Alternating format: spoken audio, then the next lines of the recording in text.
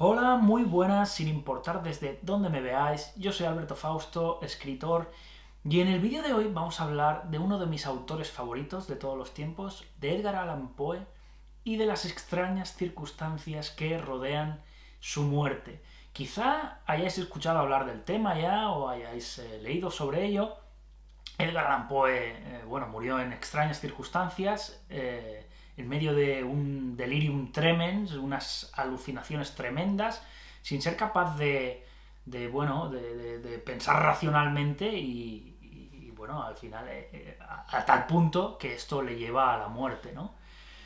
No solo vamos a hablar de esto y de lo extraño de la muerte de Poe, sino de los antecedentes, de cómo llega hasta aquí, porque ya os digo que esta es una historia alucinante que tiene de todo, porque es que tiene líos de faldas, tiene envidias, tiene, tramas dignas de uno de los mejores relatos del autor del que vamos a hablar, y desde luego es uno de los episodios más oscuros dentro de la vida del escritor. Se sabe muy poco acerca de ello. Los documentos oficiales de la época, si es que alguna vez los hubo, han desaparecido, la gran mayoría.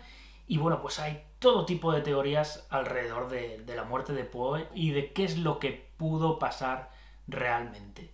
Si os interesa el tema, quedaos hasta el final del vídeo.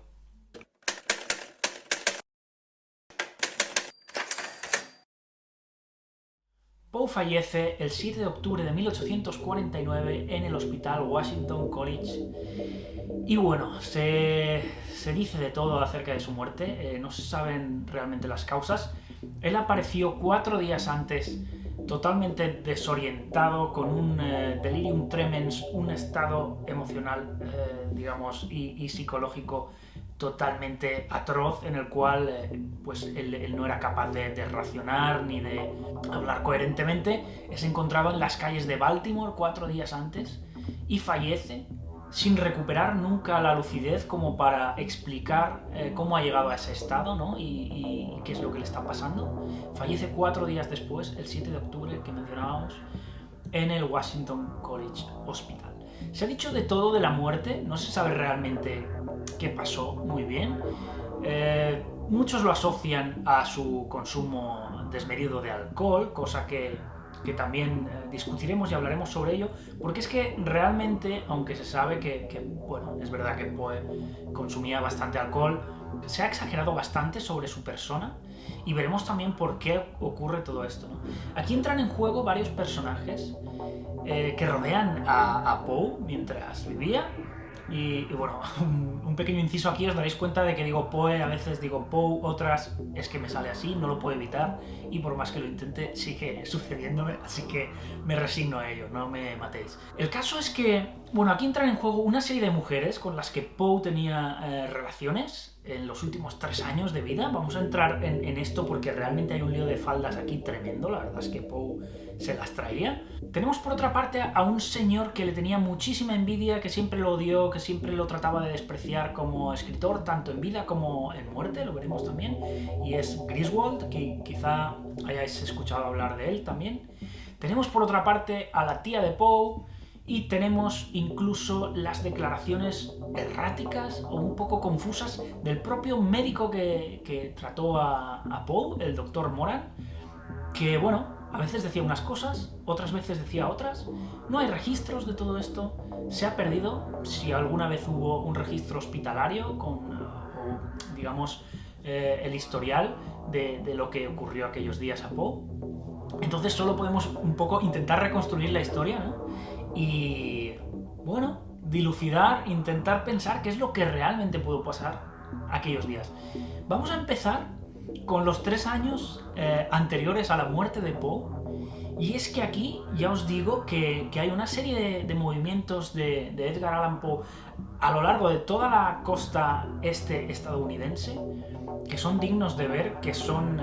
bueno, me parece tremendo porque ahora veréis que simplemente iba intentando como conquistar románticamente a diferentes mujeres sin que ellas lo supieran. Era un buen elemento, digamos. Era un buen elemento. Vamos a pasar a verlo en un mapa para que veáis mejor los movimientos. Y nos vamos a centrar en esta primera parte del vídeo, en estos 3 años anteriores a la muerte de Poe. 3 años y medio. Y en estos líos de falda, porque ya os digo, a mí me ha parecido tremendo conforme he ido indagando un poco sobre ello. Vamos allá. 1846, Poe está en Nueva York y bueno, pues quiebra la publicación para la que él solía trabajar habitualmente. Entonces situamos a Poe aquí en Nueva York. 1846, el Broadway Journal quiebra y Poe, pues digamos, entra en un estado anímico bastante malo. Y bueno, pues se refugia aquí en el Bronx de Nueva York con su esposa Virginia. Bueno, en busca un poco de aire puro para su esposa Virginia, ya que esta tenía tuberculosis y estaba bastante enferma. El 30 de enero de 1847, finalmente Virginia muere. Y bueno, realmente es uno de los elementos clave también en la obra de Poe, ¿no? La pérdida de mujeres a lo largo de su vida, incluyendo a su esposa. Y bueno, pues entra en un periodo inestable, en el cual vemos aquí una serie de movimientos, y ya veréis que es bastante gracioso, entre comillas, porque lo que hace es intentar, en primer lugar, cortejar a Sarah Helen Whitman, que había quedado viuda y vivía en Providence, Rhode Island. Digamos que Poe empezó a mandar pues cartas, ¿vale? Esto no va a estar muy bien dibujado, pero bueno, se carteaba con Sarah Helen Whitman y bueno, pues la cortejaba, intentaba llegar a tener una relación con ella, ¿no? Por otro lado, tiene a Annie Richmond, otra mujer que le gustaba, ¿no? Y que vivía en la ciudad de su mismo nombre, Richmond, al sur de Nueva York. Sabemos que Poe también tenía interés en ella, por lo que vuelve a Richmond a intentar, digamos, establecer contacto o cortejar también a esta Annie Richmond. Allí se encuentra también con una novia de su juventud, Sarah Elmira Royster, que también había enviudado hacía poco, pero digamos que Poe realmente estaba atraído por Whitman, ¿no? Entonces vuelve al norte y le propone matrimonio a Sarah Helen Whitman, que es la chica que estaba en Providence, en Rhode Island. Le propone matrimonio y no contento con esto, regresa de nuevo a Richmond, a casa de Annie Richmond, a esperar allí la respuesta a la petición de matrimonio que ha hecho en Providence a Sarah Helen Whitman. O sea, era un personaje bastante interesante, Edgar Allan Poe. Cuando deja Richmond, de nuevo, una vez más, abandona Richmond, tiene un intento de suicidio con láudano, pero que, digamos, consigue vomitarlo antes de que le haga efecto y escapa a la muerte en esta ocasión. Voy a dibujar aquí una calavera, como veis, muy bien dibujada. Poe elude la muerte en esta ocasión, pero ya vemos que había cierta tendencia ya suicida. Finalmente llega a casa de Helen, de nuevo, y ella pues da el consentimiento para la boda. La boda no se llega a celebrar todavía, pero por lo menos Poe tiene el consentimiento. Le pone una condición a Poe, que es que abandone todo tipo de droga o de sustancia que esté tomando, ¿no? Y Poe, digamos que accede a esto. Pero la cosa no acaba aquí, ya que Poe vuelve a Fordham a establecer contacto, visitar a María Clem. He de hacer un inciso aquí que me parece importante, y es que, la tía de Poe, María Clem, es a la vez su suegra. Es decir, Virginia, la esposa de Poe, con la cual se casa cuando ella tiene 13 años y él 27, lo cual es bastante loco también, es hija de su tía María Clem. Es decir, la tía biológica de Poe era a la vez su suegra. En casa queda todo. Algunos describieron, no obstante, la relación que Poe tenía con Virginia como una relación más de padre-hija que de matrimonio, pero bueno, no deja de ser un poco chocante. Ya os digo, quizá, bueno, ya sabemos que en la época pues a lo mejor esto era más habitual o más normal, Pero vaya, de 27 a 13 años hay un buen trecho. Y ya no el trecho, que es lo de menos, sino sobre todo la corta edad de Virginia, ¿no? Pero bueno, no nos quedemos aquí, porque esto solo añade un poco de contexto a la historia que estamos construyendo.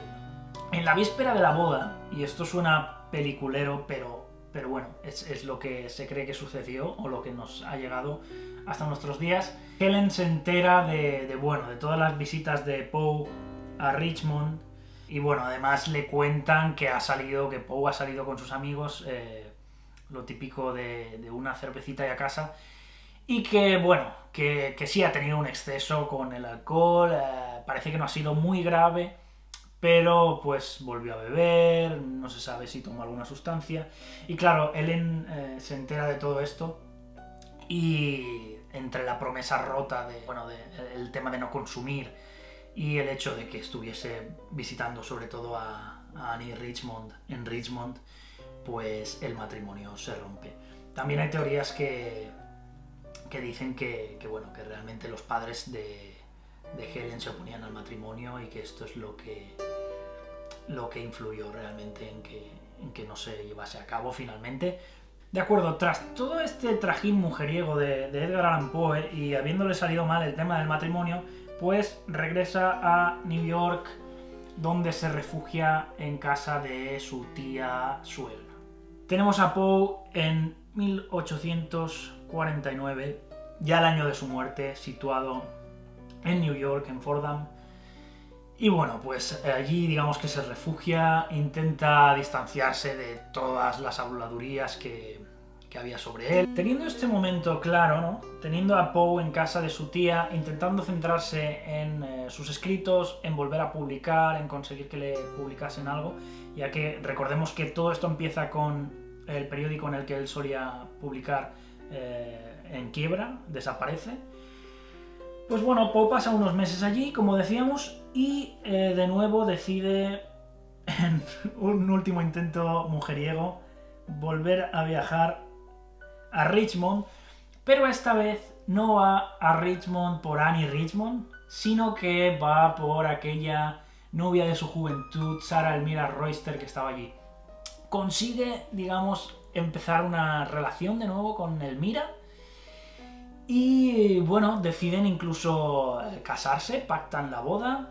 Estamos en septiembre de 1849, pactan la boda para el mes siguiente, y ya teniendo Poe finalmente, parece que una boda en pie, las cosas yendo bien, parecía que no se iba a cancelar, que el tema seguía adelante, decide de nuevo partir a buscar a Maria Clemm para que asista a la boda. Se le pierde la pista y entonces fue cuando apareció en Baltimore, totalmente desorientado, este 4 de octubre de 1849, sin saber apenas quién era una persona que había perdido el norte completamente, y a partir de aquí ya digamos que se suceden los acontecimientos y llegamos a la muerte finalmente en el hospital de Washington, en el Hospital Universitario de Washington, de Edgar Allan Poe. Esto nos ha llevado finalmente al fatídico 7 de octubre, en el que sucede o se da la muerte de Edgar Allan Poe. ¿Y qué ocurrió realmente? Porque Edgar tenía una boda en marcha, se larga de Baltimore y nunca se sabe más de él hasta que aparece en este estado deplorable, con las ropas raídas. Se le describe realmente en un estado lamentable, en las calles de Baltimore, sin saber apenas dónde está, quién es, sin poder hablar coherentemente. Lo llevan al hospital, está 4 días en el hospital, no es capaz de recuperarse, no es capaz de tener un momento de lucidez o de claridad en el cual diga: me ha pasado esto. Y aquí es donde empiezan a surgir todo tipo de teorías y empiezan a entrar en juego también todo tipo de personajes, como el tal Rufus, que ahora veréis que era un personaje bastante detestable también. Y veremos que hay mucha parte también de leyenda en la figura de Poe. Es verdad que, pues bueno, como vemos, era una figura, ¿no? Pero digamos que se ha podido exagerar todo esto mucho.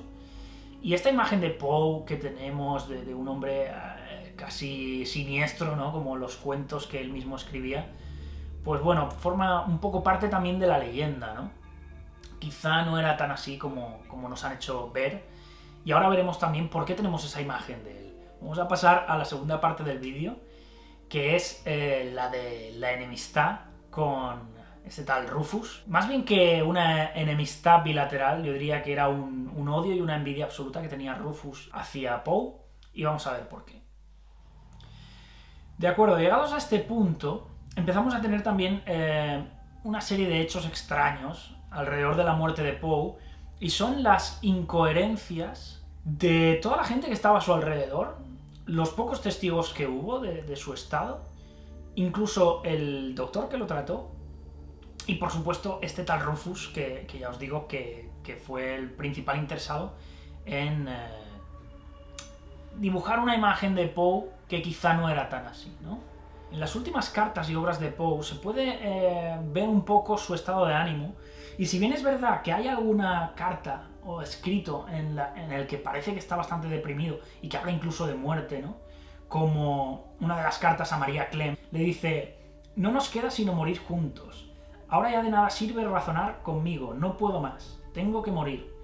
Desde que publiqué Eureka no tengo deseos de seguir con vida, no puedo terminar nada más. Por tu amor era dulce la vida, pero hemos de morir juntos. Desde que me encuentro aquí he estado una vez en prisión por embriaguez, pero aquella vez no estaba borracho, fue por Virginia, refiriéndose a su esposa fallecida.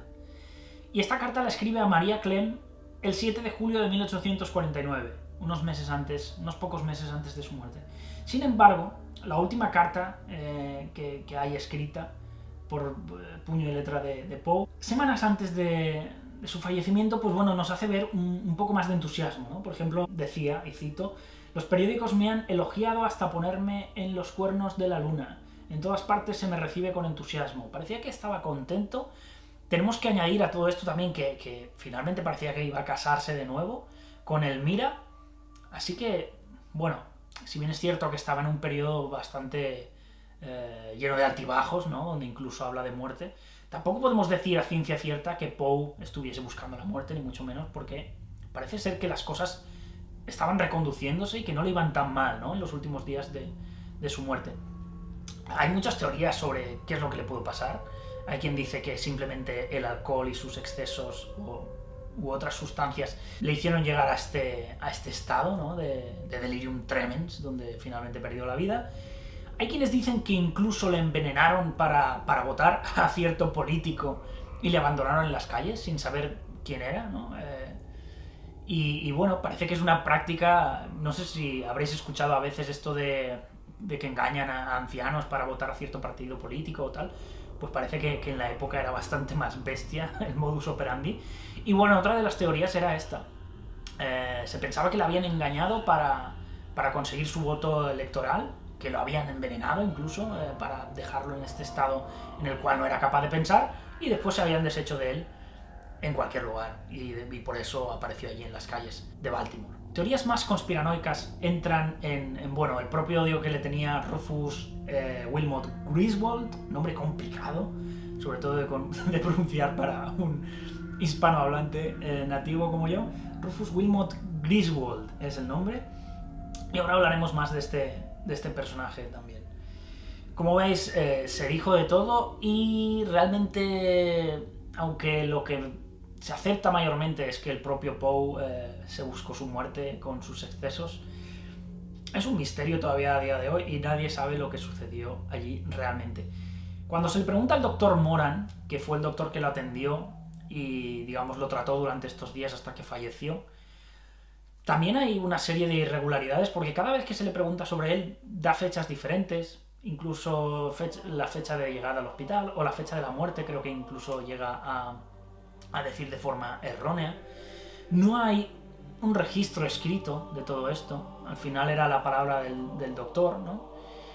Y parece que bueno, el doctor en cierta forma pues estuvo concediendo varias entrevistas a lo largo de su vida sobre ello. Dicen, bueno, las últimas era un hombre ya bastante mayor, y dicen que incluso pues pues sin hacerlo a propósito podía no atinar muy bien en las declaraciones, ¿no? También es importante destacar, a pesar de que la credibilidad del Dr. Moran fue puesta en tela de juicio, que este doctor se convierte en uno de los mayores defensores de Edgar Allan Poe, incluso publica unas memorias en su defensa tratando de limpiar la imagen que Rufus había vertido sobre él, y ahora hablaremos sobre el tal Rufus, y incluso atribuye palabras, digamos, momentos antes de la muerte al propio Poe. Los familiares tampoco tenían esto muy claro, ya que pues bueno, no eran palabras de carácter muy religioso y no creían que esto lo hubiese dicho Poe. Pero sí dice en sus últimas declaraciones que Poe no tenía ningún tipo de sustancia en el cuerpo, que no se le detectó ningún tipo de alucinógeno, que no estaba ebrio, que no se detectaba, digamos, aroma a alcohol, y que sí estaba consciente como para contar qué es lo que le había sucedido, que dijo cuál es el hotel en el que se alojaba y que 2 individuos le habían robado, envenenado e incluso despojado de sus ropas. Lo que tampoco cuadra aquí es que, según esta versión, los individuos después lo vistieron con unas ropas raídas y desgastadas, lo cual pues tampoco tiene mucho sentido después de haberle robado. Tenemos las irregularidades con el doctor. El hombre que lo encuentra escribe una carta a un amigo de Poe diciéndole: he encontrado a un señor que dice ser Edgar Allan Poe en un estado lamentable, bla bla bla. Y el amigo de Poe, que va por él y digamos es el que finalmente lo ayuda a ir al hospital y demás, dice también, exagera, que el señor que lo encuentra le había dicho que estaba en un profundo estado lamentable de embriaguez en la carta, y que todo esto estaba en la carta que él había recibido. Esta carta sí se recupera posteriormente y no se decía eso. Se decía un estado lamentable, pero no entraba en detalles de embriaguez ni de consumo de ningún tipo de estupefacientes o de alcohol. ¿Por qué? Es curioso, ¿no? Que las versiones cambien todas para hacer parecer a Poe más alcohólico de lo que era, quizá más, no lo sé, más errático, más... Es como si hubiese una especie de interés, de confabulación para... Y probablemente sean, no estoy diciendo que esto sea una conspiración, probablemente sean tonterías o detalles sin importancia o casualidades, pero es curioso, ¿no? Que las versiones cambien tanto y todos los cambios parece que apuntan más a acrecentar el estado de embriaguez de Poe o, digamos, a puntillar que él se lo ha buscado. ¿Por qué es importante hablar de este personaje de Rufus Wilmot Griswold? Es importante porque era una persona que siempre había odiado a Poe, siempre le había tenido envidia, o eso es lo que se cree a día de hoy a raíz de sus acciones. Se había dedicado ya en vida de Poe a criticarlo, a intentar denostar su figura, ¿no? A hacer pensar al público en general que era un alcohólico, que era una persona que no tenía valía ni moral, etc. Y pintarlo básicamente como un loco, ¿no? Para intentar, pues, quieras que no, quitarle credibilidad a sus relatos, a los escritos de Poe. Y al final todo esto era un caso de envidia, ¿no? Ya que Griswold, pues, parece ser que lo que hubiese querido era tener el talento de Poe y no lo tenía. Es curioso porque apenas unos días después de la muerte de Poe aparece un obituario y lo firma alguien con un seudónimo. Después se sabe que era Griswold quien hizo el obituario, y Griswold es el encargado después de publicar la primera biografía que existe de Edgar Allan Poe, y él monta la historia conforme le da la gana. Realmente nos presenta a un Poe casi grotesco y que es o ha contribuido en gran parte a la imagen que tenemos de él, ¿no? Los amigos y allegados de Poe, por supuesto, se quejaron, ¿no? Dijeron que esto no era para nada cercano a la realidad, que estaba muy exagerado y que la imagen que Griswold había pintado de Poe no era acorde a los hechos o a la realidad. Griswold no se detiene aquí, sino que es el albacea de las obras de Poe y se dedica a seguir publicándolas, casi siempre acompañadas de estos otros textos de su autoría en los que se dedicaba a ponerlo por tierra. Es decir, no solo te dedicas a poner por tierra a una persona que está ya muerta y que no puede defenderse, sino que publicas sus obras y te dedicas a ganar un beneficio económico con ello. Yo creo que no se puede caer más bajo y que, bueno, como reflexión yo creo que si el karma existe, pasó precisamente todo lo contrario que Griswold pretendía, ¿no? Porque al final Poe, a día de hoy, es uno de los grandes maestros, conocido por todos, y nadie sabe quién es Griswold. Solo es el tipo enojado, envidioso, que intentó destruir, digamos, la figura histórica de Poe, ¿no? Y Griswold, casi sin quererlo, hizo a Poe más interesante de lo que a lo mejor era realmente, ¿no? Poe a lo mejor era una persona más normal de lo que nos han hecho creer. Y bueno, pues el muy tonto de Griswold finalmente consiguió todo lo contrario a lo que pretendía. Sí que es una lástima que se beneficiase económicamente con ello, ya que se dedicó toda su vida a intentar ponerle zancadillas a Poe, que no publicase, que le cerraran puertas, y después, una vez murió, digamos, se aprovechó de su obra y fue él el que la vendía, ¿no? Es bastante duro, bastante fuerte. Pero bueno, como ya os digo, por lo menos la historia ha hecho justicia y se les recuerda a los dos por lo que fueron y por lo que hicieron a cada uno de ellos. La reflexión final sería que es curioso cómo Poe se pasó toda una vida luchando por esto, ¿no? Por ser reconocido, por ser publicado en bueno, publicaciones de renombre, por tener al menos un trabajo estable como escritor, lo cual, pues digamos, era difícil y sobre todo para el tipo de historias que él escribía, ¿no? Porque era algo muy rompedor. No olvidemos que prácticamente Poe inventa el género policíaco y de misterio. Esto era algo nuevo en la época y era algo que rompía las mentes de la gente de la época y que no era fácil de publicar, no era fácil que alguien de la época lo leyese y pusiese dinero para apostar por ello, ¿no? Poe fue un pionero, dedicó toda su vida a ello, no alcanzó el éxito en vida, no el éxito que merecía.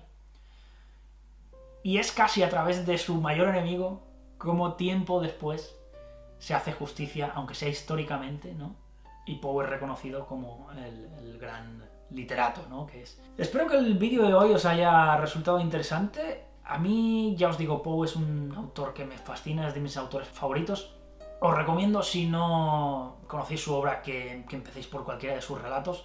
Mi relato favorito de Edgar Allan Poe es el de El barril de amontillado. Es un relato que bueno, merece incluso que le haga un vídeo aparte, probablemente otro día, es algo que seguramente haré. Pero yo siempre pienso que pagaría por poder leer El barril de amontillado por primera vez, de nuevo, porque lo disfruté. Realmente es que un día lo analizaremos, porque es que creo que es muy inteligente, creo que hace cosas muy, muy interesantes en ese relato. Os recomiendo que devoréis sus relatos, tenéis ediciones baratísimas. Hoy, mientras preparaba el vídeo, yo tengo algún libro en físico, pero lo tengo en España, ahora no estoy en España, y he encontrado por apenas 90 céntimos una recopilación de sus obras en español y también en inglés, si os interesa. Así que totalmente accesible en Kindle y lo vais a devorar, lo vais a disfrutar muchísimo. Hasta aquí el vídeo de hoy. Dejadme vuestras impresiones, vuestros comentarios sobre Poe, si os gusta, si no os gusta, qué opináis sobre todo este entuerto alrededor de su muerte. Sabéis que podéis descubrir todas mis novelas en la descripción del vídeo y, como siempre os digo, ser creativos.